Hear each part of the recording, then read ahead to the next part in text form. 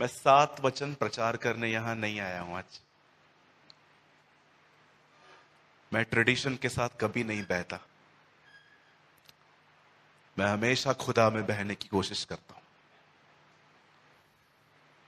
क्या आपने इस बात को देखा? लाल समुंदर लकड़ी से 2 भाग हुआ, यरदन नदी संदूक से 2 भाग हुई। Have you noticed? जब इज़राइल के सामने लाल समुंदर आया तब मूसा ने लकड़ी मारी, पर आप में से कितने लोग ये बात जानते हैं, जब यरदन नदी आई तो लकड़ी नहीं मारी गई, संदूक उतारा गया। यहोशू उन लोगों में नहीं था जो मूसा के पैटर्न को फॉलो करे। वो जानता था परमेश्वर हर जनरेशन में नया काम करता है। आमेन। तो आज मैं आपके बीच में 7 वर्ड्स प्रीच नहीं करने वाला हूं, क्योंकि वो ऑलरेडी आप बहुत सुन चुके हैं। हर महीने हर साल आप सुनते आए हैं। मैं कुछ आपको और बताऊंगा जो उसके क्रूज से कनेक्ट है। और हो सकता है आज के संदेश को सुन के आपको शायद ऐसा लगेगा गुड फ्राइडे ऐसा थोड़ी होता है। शायद हो सकता है बाद में ये कहें, बट हु केयर्स, इस बात की हमें परवाह नहीं करनी है। हमें वो कहना है जो हमें खुदा कहे, राइट? तो कितने लोग आज थोड़े ओपन माइंड होके कुछ नया सुनना चाहते हैं? ओह, प्रेज द लॉर्ड, धन्यवाद। कितने लोग नहीं सुनना चाहते हैं वो भी हाथ उठाइए। हाँ, आपको सुनना ही पड़ेगा। ओके, चलिए मैं फिर से आपसे काम करवाना चाहता हूं। मैं चाहता हूं आप अपने पास वाले को एक अच्छी स्माइल देके कहो, कुछ नया सीखने के लिए तैयार हो जाओ। हाँ, अब उनको बोलिए एक और बात, परंपरा का चोला उतारो। हाँ, अब उनको बोलो पेंटिकॉस्टल, मेथोडिस्ट सब चीजें साइड में रखो। हाँ, अब उन्हें कहो आओ मसीह बने। ये नारा हर मीटिंग में लगना चाहिए। है ना? चलिए, मैं उम्मीद करता हूं आज प्रभु हम से सबसे बात करेंगे। मैं इस मैसेज को लगभग 10 मिनट के बाद स्टार्ट करने पर हूं, लेकिन पहले मैं कुछ आपको बताना चाहता हूं जो प्रभु ने मेरे हृदय में उपजाया है। बड़े ध्यान से सुनिए।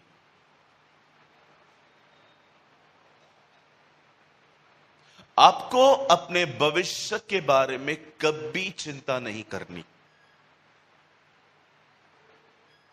क्या?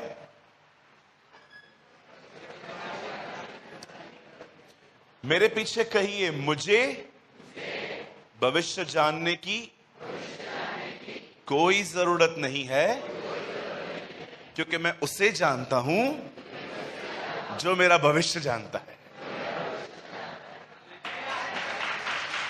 यस,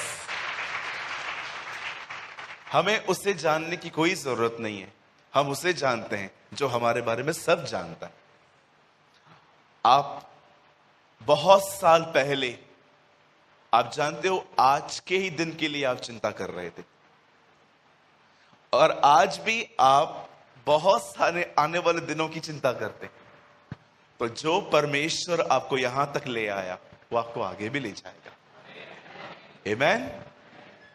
मैं आपको एक सिंपल चीज बताना चाहता हूं। अगर आप अपने लाइफ में बहुत वरीड हैं किसी भी चीज को लेके, अपने रिश्तों को लेकर, अपने परिवार को लेकर, अपने बिजनेस और जॉब को लेकर, हो सकता है कि आप किसी ऐसे ग्रुप में हो जो पूरी तरह से पॉलिटिकल हैं और आप अपना आनंद खो चुके हो। बहुत सारी चीजें हो सकती है। मैं आपको एक सलाह देता हूं, ये कमांड नहीं है, इट्स जस्ट एडवाइस। आज से बहुत साल पहले जब यीशु ने अपनी सेवा शुरू की, तब बाइबल बताती है उसकी सेवकाई में एक स्त्री उससे मिली और उसने उसके पैरों पर एक इत्र की बोतल तोड़ दी। आप जानते हो वो उसके जीवन की सबसे मूल्यवान चीज थी। अगर आप नीति वचन पढ़ेंगे तो आपको समझ में आएगा आज से बहुत साल पहले वेश्याएं कैसे तैयार होती थी। आप जानते हो उन दिनों में वेश्याओं के लिए, प्रोस्टिट्यूट्स के लिए एक अलग से परफ्यूम्स आती थी जिसको लगाकर लोग पहचान जाते थे कि ये प्रोस्टिट्यूट है। जैसे आपने देखा होगा इजराइल में बहुत साल पहले जरूरतमंदों को एक काला कलर का वस्त्र पहना रहता था। क्या आपने नोटिस किया?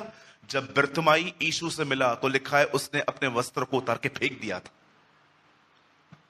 कुछ ऐसी चीजें होती हैं जो हम नहीं समझ पाते हैं। मैं कई बार सोचता हूं क्यों इस बहन ने उस बॉटल को प्रभु यीशु मसीह के पैरों पे तोड़ दिया, क्योंकि वो इत्र लगाकर वो अपना व्यापार करती थी। She was a sex worker and you know, जब वो यीशु से मिली तो उसने बॉटल को क्यों तोड़ दिया? उसने अपना फ्यूचर वहां पर समर्पित कर दिया कि मैं इसे खत्म कर रही हूं। लेकिन सबसे अमेजिंग थिंग ये थी कि वो भविष्य यीशु के पैरों पे तोड़ा गया था, वो बाहर नहीं तोड़ा गया। मैं आपसे कहना चाहता हूं, कई बार आपके जीवन में आप कभी कभी ऐसी जगहों पे आप पहुंचोगे जहां पर आपका दिमाग काम नहीं करेगा, आप ब्लैंक हो जाओगे, आपको कुछ भी समझ में नहीं आएगा। It is a right time to surrender. एक सही समय है अपने जीवन को उसके हाथों में दे देना कि प्रभु मुझे कुछ भी समझ में नहीं आ रहा है, पर मुझे एक चीज पता है, आप भले। I know you are a good God. मैं जानती हूं, मैं जानता हूं आप भले परमेश्वर हैं। और उसके पैरों पर अपने भविष्य को तोड़ना सीखिए। आज जानते हैं प्रॉब्लम क्या है? आज हमारा प्रॉब्लम यह है, हमें खुदा से ज्यादा अपने करीबियों पर भरोसा है। कई बार तो हम पहचान भी नहीं पाते, हमारे माइंड में एक सेटिंग सी हो जाती है कि अगर कुछ प्रॉब्लम हुआ तो ये है ना, ये पास्टर है ना, ये भाई है ना। यही प्रॉब्लम थी। इब्राहिम 99 तक सोचता था मैं बच्चा पैदा कर सकता हूं, लेकिन जिस साल उसने समर्पित किया, जिस साल उसने अपने आप को खुदा को दे दिया, मैं आपको कहना चाहता हूं उसने बरकतें पाई। क्यों हम वेट करते हैं?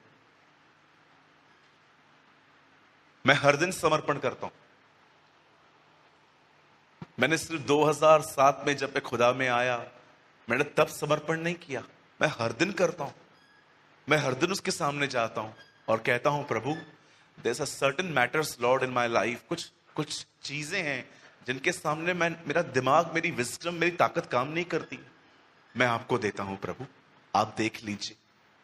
और मैं यीशु के नाम से आपको कहना चाहता हूं, जिस व्यक्ति ने अपना सब कुछ खुदा को दिया है, उसने अपने सब कुछ में उसका हाथ पाया है।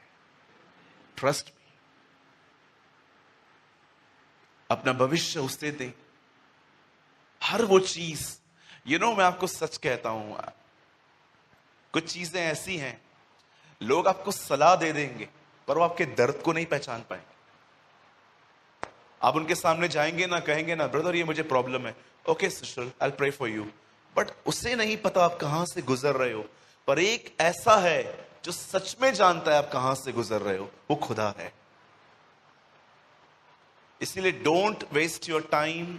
अपना समय बर्बाद न करें यहां वहां, अपनी एनर्जी वेस्ट न करें।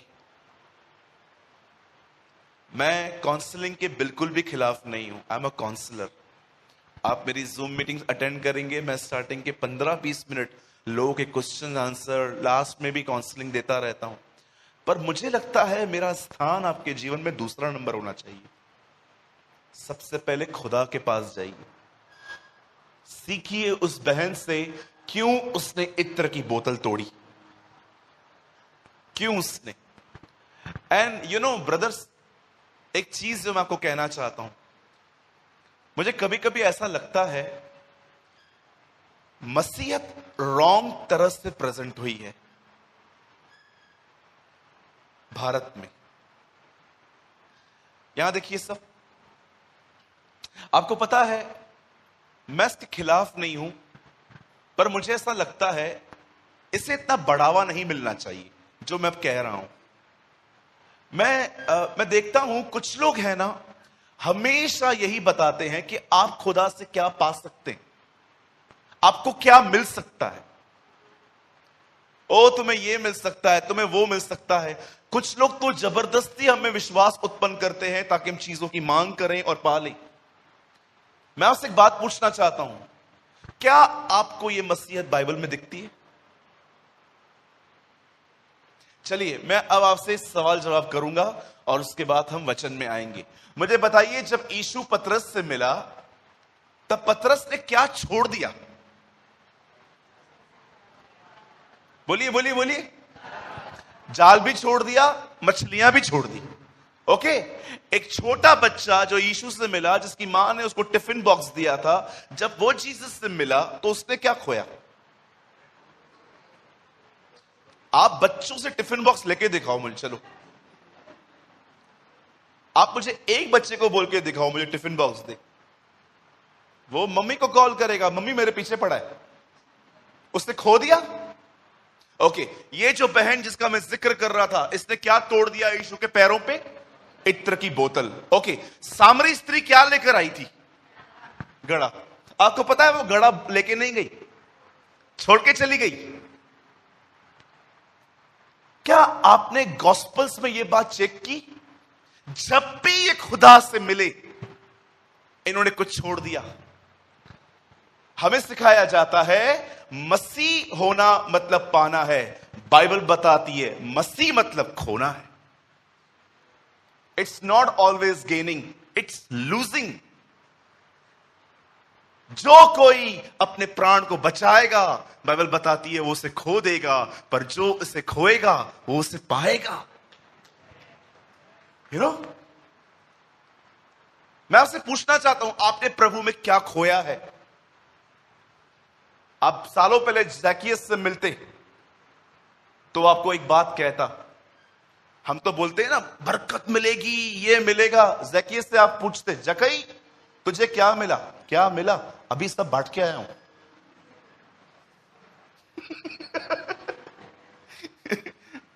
क्या यार, हमको तो नहीं सिखाया गया है बांटना। हमको तो सिखाया गया है 10वां डालो आशीष मिलेगी, नहीं डालोगे श्राप मिलेगा। यार तू क्या, अरे मेरे को तो सब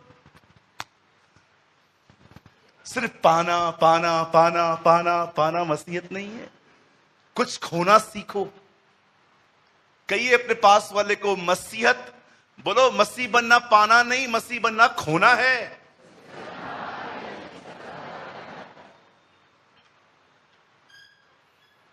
काश मैं पूना में रहता, मैं हर दिन सभा लेता और आपके दिमाग में ये बातें बिठाता। आपको पता है हमारी उल्लासनगर और मुंबई की कलीसियां इस बारे में बड़ी आशीषित है। ट्रस्ट मी, प्रभु मेरा गवाह है। आप हमारे कलीसिया के किसी भी ब्रांच में चले जाओ, हम कभी अधिक मनी एम्फसाइज नहीं करते। उसके बाद भी मैं आपको कहना चाहता हूं, खुदा ने हमें कभी कमी घटी नहीं दी। हमारी कलीसियाएं, हमारी दोनों कलीसियाएं इस बारे में बड़ी आशीर्वादित हैं। उन्होंने ये बात सीख ली है, मसीह बनना सिर्फ पाना नहीं है, मसीह बनना मतलब सब कुछ खोना है।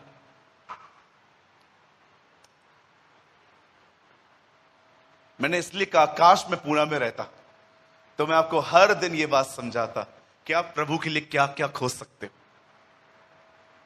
चलिए आज का संदेश भी कुछ ऐसा ही है। मैंने फिर से कहा,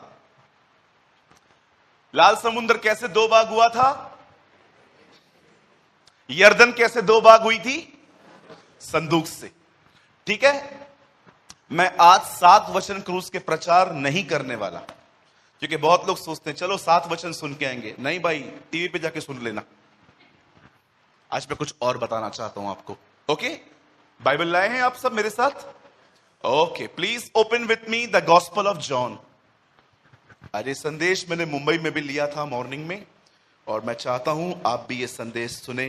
कुछ भाइयों ने भी मुझे सुबह कहा कि हम चाहते हैं आप सेम संदेश वहां पर भी दो। मुझे कुछ confirmations milli.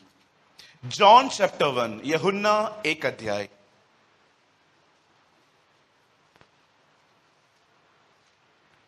Please open with me the gospel of John, यूहन्ना रचित सुसमाचार।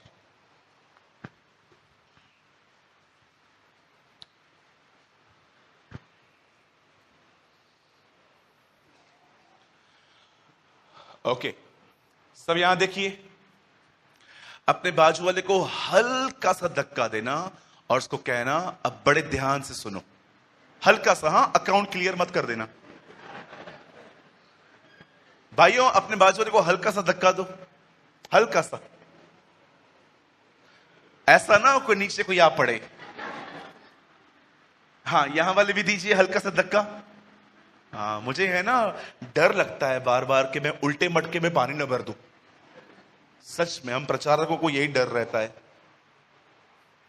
हमारे कलीसिया में कुछ भाई ऐसे भी हैं, जब संदेश चलता है ना वो ऐसे करते हैं।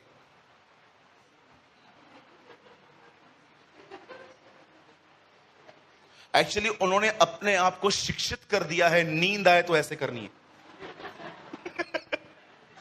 ये ना कभी कभी लोग सोते हैं ऐसे करके।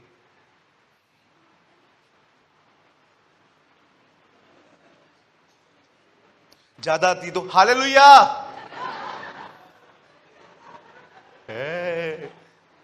भैया आपको कैसे मालूम पड़ता है मैं भी आपकी तरह हूं? यू नो, कभी कभी कोई व्यक्ति कुछ बता दे ना तो सबको लगता है ये प्रॉफिट है। मैं कोई प्रॉफिट नहीं हूं और ना मैं प्रॉफिट के पीछे हूं। आपको पता है मैं आपकी गलतियां कैसे जान लेता हूं? क्योंकि मुझे आपकी तरह सेम शरीर है। That's it. जो गलतियां मैं करता हूं मैं जानता हूं आप भी करते होंगे। ओके, चलिए हम एक वचन पढ़ेंगे। प्रणीत जी, आप एक माइक लीजिए। आज शायद मुझे एक दूसरा स्क्रिप्चर भी खुलवाना पड़ेगा बाद में, तो मैं चाहता हूं आप माइक उठाइए अपने साथ, भैया को दे दो और आप पढ़े ब्रदर, एक अध्याय का 35 और 36, 35 एंड 36।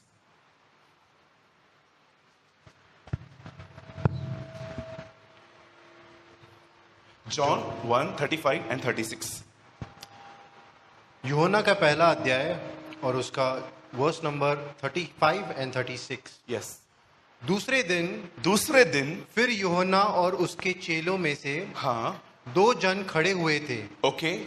और उसने यीशु पर जो जा रहा था दृष्टि करके कहा, देखो ये परमेश्वर का मेमना है। ये परमेश्वर का मेमना। आइए, मैं चाहता हूं इस लास्ट लाइन को आप जोर से कहें, वह परमेश्वर का मेमना है। परमेश्वर। ओके, मैं चाहता हूं अब इस संदेश को, बाइबल छोड़ दीजिए आप और कोई भी नोट्स न बनाए। आपको जो बनाना है घर जाके आप आराम से बनाइए, पर मैं चाहता हूं आज के दिन आप बड़े ध्यान से सुने। सुनिए, आज से बहुत साल पहले जब यीशु इस पृथ्वी पर था तो लोगों के मन में एक बहुत गहरा कंफ्यूजन था जीसस के प्रति। वे सभी एक बात सोचते थे कि खुदा कभी शरीर में हमारे बीच में नहीं आ सकता। अगर आपको लगता है कि मैं मात्र अपने दिमाग की बातें कह रहा हूं तो मुझे लगता है आपको बाइबल को बड़े आराम से पढ़ना चाहिए। यूहन्ना अपनी किताब में कहता है मसीह का विरोधी कौन है? वही जो ये विश्वास नहीं करता कि वह देह में प्रकट हुआ। उन दिनों में ये कंफ्यूजन क्लियर करने की बड़ी कोशिश की गई थी। बहुत सारे लोग उन दिनों में ये विश्वास नहीं करते थे कि खुदा अपने हेवनली फॉर्म को छोड़ के जीसस में आया है। इसीलिए आप आराम से पढ़िए बाइबल। जीसस बहुत बार अपना एक नाम बार बार दोहराता था और वो था मनुष्य का पुत्र, क्योंकि वो बिलीव नहीं करते थे। इसलिए वो उनको बार बार कहता था I am the son of man, मैं मनुष्य का पुत्र हूं, मैं मनुष्य का पुत्र हूं। इवन आप देखिए जब स्तिफनुस मर रहा है, उससे पहले की बात आप पढ़ के देखिए। उसके बाद में एक जगह ऐसा है जब पौल यीशु से मिलता है और यीशु से पूछता है आप कौन हो। तब यीशु उसको ये नहीं कहता है मैं यीशु मसीह हूं, वो कहता है मैं यीशु नासरी हूं। जीसस हेवन में भी अपने घर की एड्रेस नहीं बोला था, वो जानता था मैं अर्थ पे कहां रहा था, नासरत में। आप जानते हो उन दिनों में एक कंफ्यूजन था, और वो कंफ्यूजन ये था कि लोग बिलीव नहीं कर पा रहे थे कि खुदा इंसान बन के हमारे बीच में आया है। इवन आज भी आप देखिए कुछ ग्रुप्स ऐसे हैं जो ट्राइन गॉड पे बिलीव नहीं करते। कुछ कहते हैं बाप सब कुछ है, कुछ कहते हैं बेटा सब कुछ है। और आपको पता है सबसे सैड थिंग, पवित्र आत्मा की तो आजकल चर्चा ही नहीं होती है। उन्हें लगता है इट्स ओके। और आपको पता है कुछ ग्रुप्स को तो वो चाहिए ही नहीं। हाउ सैड ना। कुछ ग्रुप्स को तो वो चाहिए ही नहीं, उन्हें नॉइस चाहिए, उन्हें कुछ एक्सपीरियंस चाहिए। इस कंफ्यूजन को क्लियर करने के लिए यूहन्ना अपनी किताब में लिखता है इब्तिदा में कलाम था, कलाम जो था वो खुदावन के साथ था और खुदा ही कलाम था। In the beginning was a word was with God and the word is God। आदि में वचन था, वचन परमेश्वर के साथ था, वचन ही परमेश्वर था। वो बताना चाह रहा था जिसको तुम नहीं मानते, नहीं जानते, विश्वास नहीं करते, ये तो खुदा के साथ इब्तिदा से है।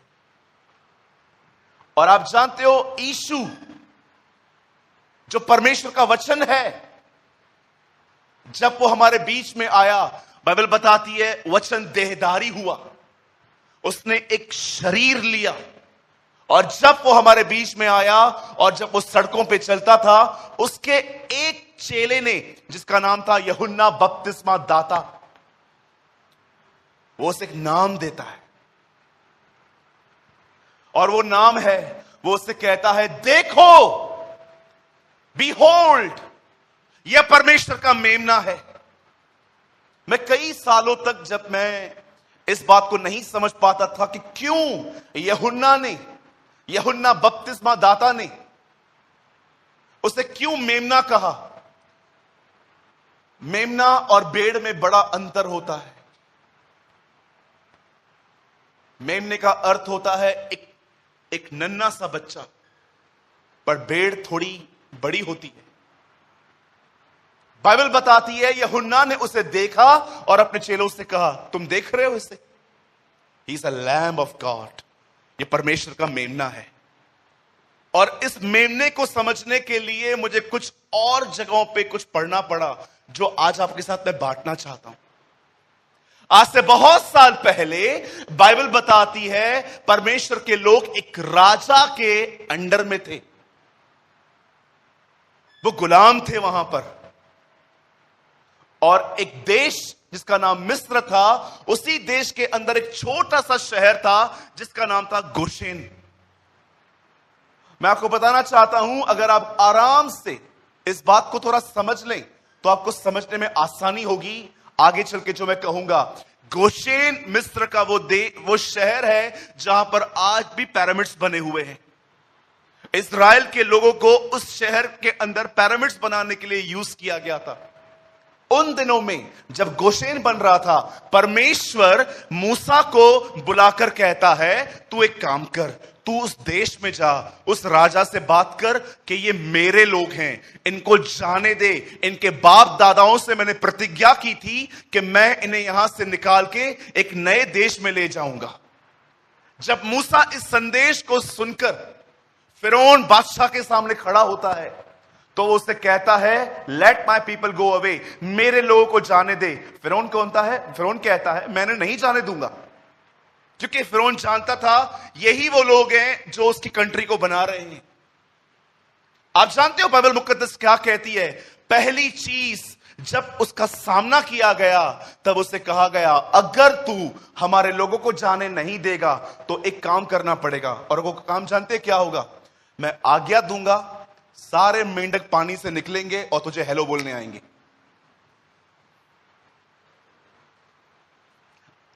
जानते हो मिस्र में पहली विपत्ति आई है, सारे मेंढक पानी से बाहर निकले और मिस्र में फिरौन को बोल के आए, हेलो।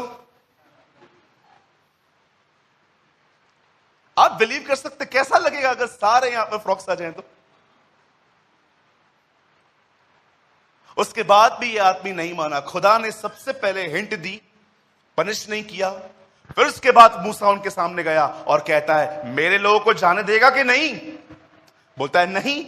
Okay wait. आप जानते हो जितना पीने का पानी था सब ब्लड में बदल गया। लिखा है नील नदी लहूलुहान हो गई। अब मिस्र में पानी नहीं था पीने के लिए। अब जाने देगा कि नहीं? अभी भी नहीं। Okay wait.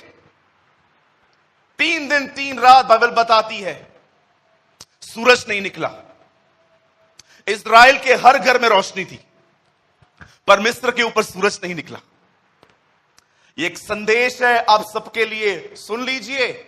पूरी दुनिया में अंधेरा क्यों ना हो, आपके घरों में सदैव उसकी ज्योति चमकेगी। आमीन। इसीलिए आपने देखिया कहां पर भी बिजनेस में मंदी हो, बाजू वाले के पास काम नहीं होता है, आपके पास देने के लिए समय नहीं होता है, क्योंकि आप उसकी वाचाओं के भागी हैं। मैंने कई लोगों को देखा है, मसीह लोगों को नौकरियों में भी बादशाहों की तरह रहते। परमेश्वर ने उनको जॉब में भी बॉस की तरह रखा हुआ है। कोई है यहां पर जो ये कह सकता है, भाई मैं जॉब में भी बॉस की तरह हूं?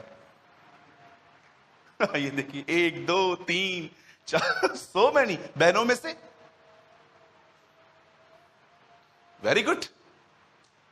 देखो सारे दुनिया में अंधेरा हो, आपके घर में रोशनी है। उसके बाद भी ये आदमी नहीं माना। अंत में जानते हो क्या हुआ? आइए बड़ा ध्यान दीजिएगा आप। अंत में प्रभु जानते क्या कहता है? सुन मूसा, अब मैं कुछ करने पर हूं, मैं कुछ ऐसा करने पर हूं, ये बंदा अब तुम्हें जाने देगा। प्रभु आप क्या करोगे? आज रात को इस देश में एक फरिश्ता दाखिल होगा। इस फरिश्ते का नाम है मौत का फरिश्ता।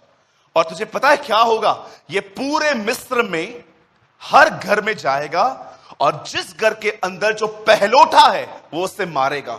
ओके ये आज होगा, हां, लेकिन तुम्हें आज एक काम करना है। क्या करना है प्रभु? आज तुम जाओ एक मेमना खरीद लाओ, उस मेमने को काटो और जो उसमें से खून बहेगा ना, जो उसके गले में से ब्लड निकलेगा, उसे उठाकर अपने घर की चौखट पे लगाना। और जिन घरों के बाहर ब्लड लगा होगा, मौत का फरिश्ता उसमें दाखिल नहीं होगा। आप बिलीव कर सकते हो अर्थ पे एक रात ऐसा हुआ था। काश हम उन दिनों में रहते। मैं आज भी प्रभु से कभी कभी कहता हूं, प्रभु मुझे एक शिकायत है आपसे। और खुदा जानते हो मुझे कभी कभी क्या कहता है? हां, मैं एक बात कहता हूं प्रभु को, आपने मुझे 2022 में क्यों रखा? काश आप मुझे 2000 साल पहले रहते, मैं सिर्फ आपको इस्राएल में देख पाता कि आप कैसे। Sometimes I talk to my God like this, यार आपने मुझे 2022 में क्यों रखा? यार सब खड़ूस दिखते, आप क्यों नहीं दिखे? काश आप होते। मैं आराम से अर्तमियास का यूसुफ, जिसने कभी कोई सेवा नहीं की, मात्र आपको क्रूस से नीचे उतारा, मैं हमेशा आपको देखता रहता, एडमायर करता। आप कितने खूबसूरत थे, आप कैसे बातें करते थे, क्या आपका चलन था। काश हम उन दिनों में रहते। लेकिन आज सब खड़ूस मिले। हंसाना पड़ता है इनको, जोक सुनाने पड़ते हैं इनको, सबको उठा के लेके चलना पड़ता है।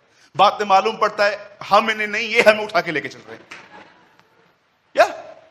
लेकिन उन दिनों में माहौल बहुत अलग था। द बाइबल सेज, परमेश्वर मूसा को कहता है आज रात को एक मेमना काटो और जो खून उसमें से बहे उसको जूफा में मिक्स करो और अपने घर की चौखट के बाहर लगा देना। और मौत का फरिश्ता जब वहां से गुजरेगा वो तुम्हें कुछ नहीं करेगा।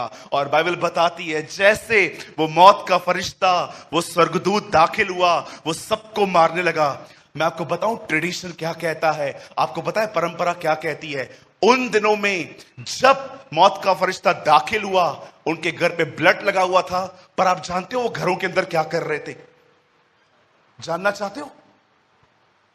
वो भजन संहिता 91 पढ़ रहे थे। आप पढ़ के देखिए, मौत तुझे छू न पाएगी, क्योंकि वो जानते थे मौत आज रात को हमारे घर से गुजरेगी। तेरे दाहिनी ओर 10,000 गिरेंगे, तेरे बाईं ओर 1,000 गिरेंगे, लेकिन वो तुझे छू न पाएगा।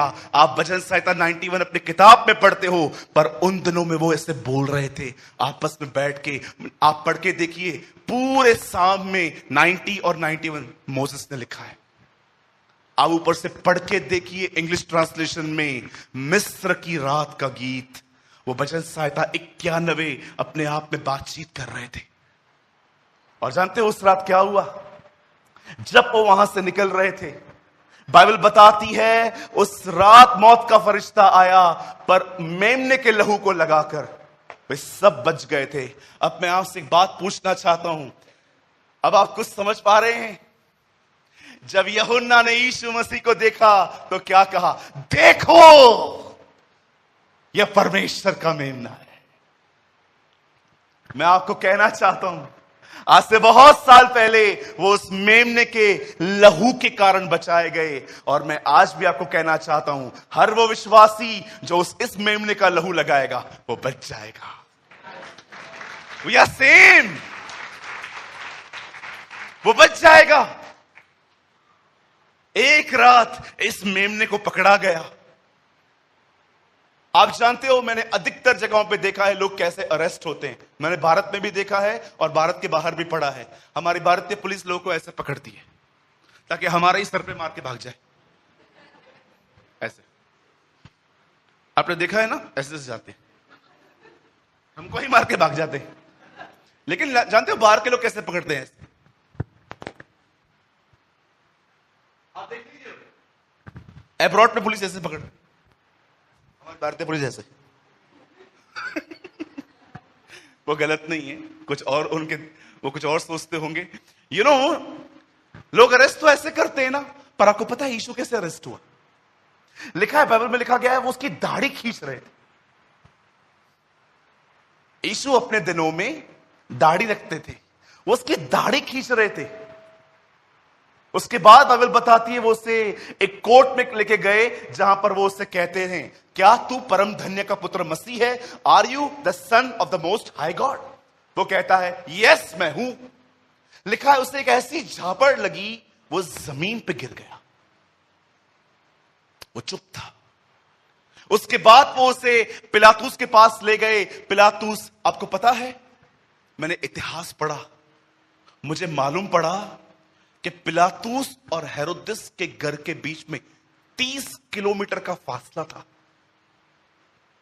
सारी रात ट्रेवल करवा के कोई यहां से मार रहा है, कोई वहां से मार रहा है, कोई थूक रहा है, कोई अपमान कर रहा है, मार मार के कोर्ट लेके जा रहे थे उसे।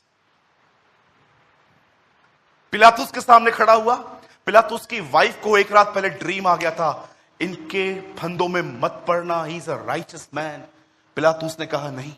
फिर हेरोदेस के पास लेके जाते हैं। हेरोदेस तो कुछ करता ही नहीं है। आप में से कई लोग कहते हैं ना, भाई मैं परेशान हो गया हूं कोर्ट जा जाके। मैं आपको बताऊं, आपके खुदा को भी यह अनुभव है। कोर्ट टू कोर्ट वो घूम रहा था, कोई उसका न्याय ही नहीं कर पा रहा था। लिखा उसका मुंह बंद था। और अंत में जब देखा गया कोई बात नहीं बन पड़ती, तब पिलातूस ने अपने हाथ धो के कहा, तुम देखो, तुम्हारी जात देखे, तुम्हारी जाति देखे, मेरा कोई मतलब नहीं है, मैं साफ कर रहा हूं अपने आप को। वहां पर उसे अरेस्ट किया गया और बाइबल बताती है उसे ले जाया गया। आपको पता है उस रात उसके सर पे एक लोहे की रॉड मारी गई थी। आप पढ़ सकते हैं, मरकुस की किताब में लिखा गया है, उन्होंने उसे सरकंडा मारा। और जानते हो, मैं पर्सनली बिलीव करता हूं, जब प्रभु को सरकंडा लगा, प्रभु की 60% मृत्यु वहीं हो गई थी, क्योंकि उसी के बाद लिखा गया है वो चल नहीं पा रहा था। इसीलिए उन्होंने एक व्यक्ति को बेगार के काम के लिए पकड़ा।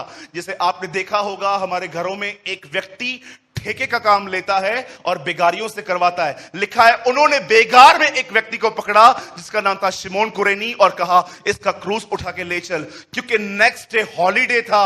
उससे पहले यह सब निपटाना था। एक तरफ से यीशु और दूसरी तरफ से वो व्यक्ति उसका क्रूस उठा उठा के चल रहे थे।